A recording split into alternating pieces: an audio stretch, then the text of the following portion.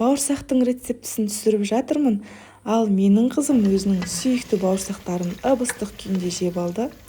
Қызымның ең сүйікті бауырсақтары осындай әдемі, үлпілдек, дәмді, керемет болып шыққан бауырсақтың рецептісімен бөлісіп отырмын.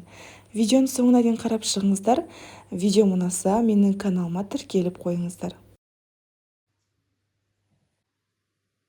Ыдысымызға жылы суымызды құйып, үстінен піскен сүтімізді құйып аламыз. Тұзды салып, араластырып аламыз. Шекерді салып, тағы да араластырып аламыз.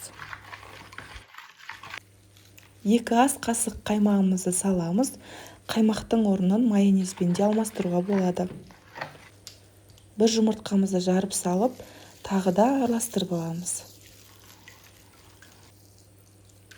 Сұйық майды құямыз, араластырамыз.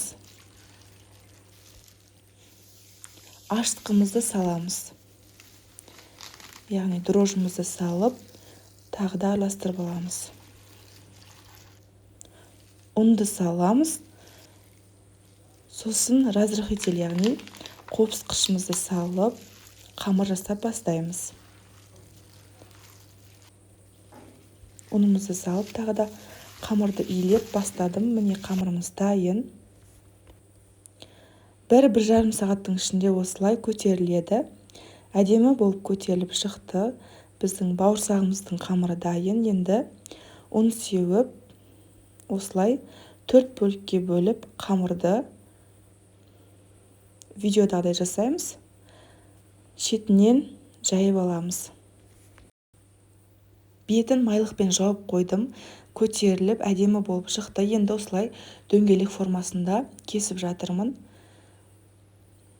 Тағы да бетін 5 минутқа майлықпен жауып қоямыз. Бауырсағымыз көтерілді, әдемі болып формасына енді қызыған майға бір-бірден салып аламыз.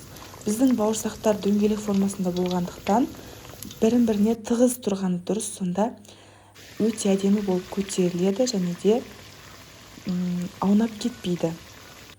Міне біздің бауырсақтар дайын.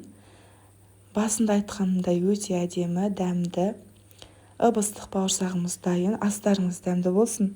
Сіздермен бірге болған арайлым, бұл видео сіздерге пайдалы болды деген ойдамын. Менің каналыма тіркеліп қойыңыздар.